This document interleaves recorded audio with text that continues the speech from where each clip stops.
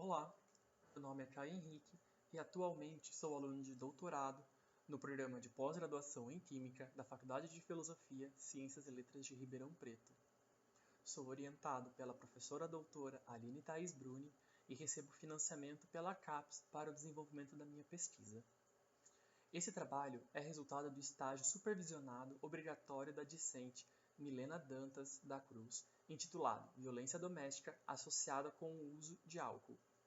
Neste primeiro congresso de Ciências Forenses e Criminologia, venho apresentar o resultado do trabalho desenvolvido durante e após o estágio supervisionado da Milena, intitulado Avaliação Forense sobre a Violência Doméstica Facilitada pelo Uso de Álcool, desenvolvido também sob orientação da professora doutora Aline.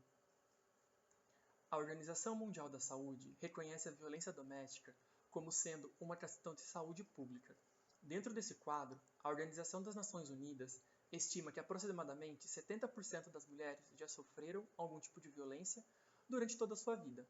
Além disso, estima-se que 35% dos assassinatos de mulheres no mundo são cometidos por seus parceiros. No Brasil, a realidade não é muito diferente do restante do mundo. Por isso que a proteção contra a violência doméstica foi formalizada pela Lei Maria da Penha.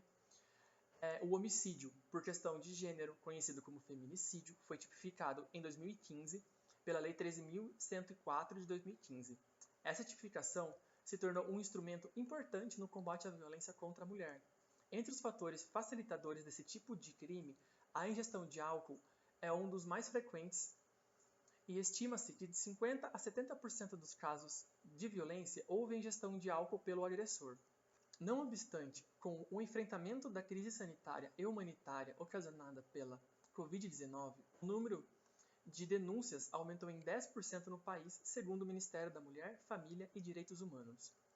Nesse contexto, e mais especificamente no estado de São Paulo, houve um aumento de 29% das concessões de medidas protetivas. Por essas e diversas outras razões, que estudos que relacionem a violência doméstica ao uso de substância tornam-se importantes.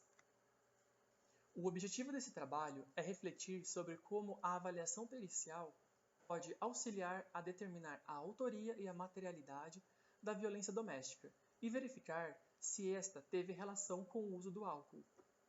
A metodologia desse trabalho foi baseada numa extensa busca bibliográfica e dados sobre o assunto aqui exposto. Utilizamos para isso termos-chave como violência doméstica, consumo de álcool, feminicídio e perícia, relacionando-os por meio de um operador booleano id. Além disso, utilizamos aspectos técnicos periciais para entender como que essa constatação pode ser feita, de modo a amplificar as vozes e os estudos envolvendo a temática central deste trabalho. Como principais resultados, aqui apresento que a violência doméstica geralmente acontece de forma cíclica, sendo o aumento das tensões, o ataque violento e a lua de mel ou reconciliação. O intervalo entre a primeira e a última etapa de cada ciclo fica cada vez menor e as agressões tornam-se uma constante e cada vez de forma mais intensa. O consumo nocivo de álcool e as agressões em casos de violência doméstica têm uma forte conexão, pois, dentre as diferentes substâncias que alteram a consciência, o álcool oferece mais dano no contexto social do que o indivíduo que consome. Nesse contexto, se formos montar um quadro para avaliação pericial, entendemos que ela é complexa, mas é essencial para uma correta tipificação entre os crimes. Para isso, será necessário que sejam avaliadas algumas condições como o local do crime para entender a dinâmica dos fatos, exames toxicológicos para estabelecer essa ligação, podendo dar indicativos de como esses crimes são facilitados pelo uso de álcool, detalhes relacionados à psicologia e psiquiatria forense para trazer questões subjetivas à agressão, além de medicina legal e enfermagem forense para averiguar os danos físicos decorrentes dessa agressão.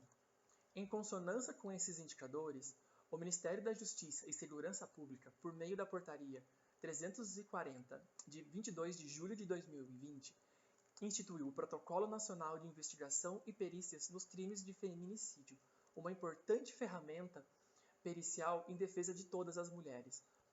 Contudo, temos que visar assegurar a segurança e o direito de todos. Crianças e adolescentes e idosos têm seus respectivos estatutos, essas garantias, mas para casais LGBTQIA+, e mulheres trans, não é tão claro e temos que discutir mais sobre isso.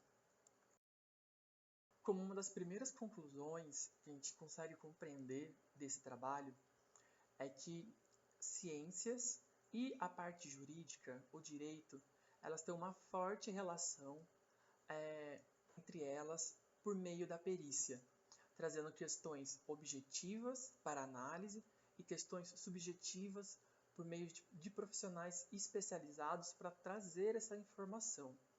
Além disso, entendemos que há uma necessidade maior de se conversar entre a parte técnica e jurídica, pois a violência doméstica pode ser facilitada pelo uso de álcool. Além disso, há uma necessidade maior de conversa entre a parte técnica e a parte jurídica, pois violência doméstica facilitada pelo uso de álcool é complexa e necessita de diversos indicadores. É importante conhecer os elementos e entender os modos de ação, motivadores e as consequências danosas. A Portaria 340 trouxe avanços quanto ao protocolo de perícias, porém o teor do documento ainda é restrito a delegados, policiais e peritos. A discussão precisa ser disseminada e outras vozes serem colocadas em pauta para serem ouvidas. Assim, com esses indicadores periciais e sociais mais fundamentados, políticas públicas podem ser melhor formuladas em defesa de todas as mulheres para que possa abranger minorias com mais celeridade. Aqui são algumas referências do trabalho que deram o alicerce para a gente conseguir ter essa discussão. Bom, agradeço a atenção de todos, agradeço as instituições de onde eu estou inserido, a USP, a Faculdade de Filosofia, Ciências e Letras de Ribeirão Preto, o Departamento de Química e o Laboratório de Estudos Interdisciplinares Direito Químico. Também agradeço às agências de fomento pelo auxílio no desenvolvimento das pesquisas. Aqui estão alguns links das minhas redes sociais e o meu e-mail. Muito obrigado.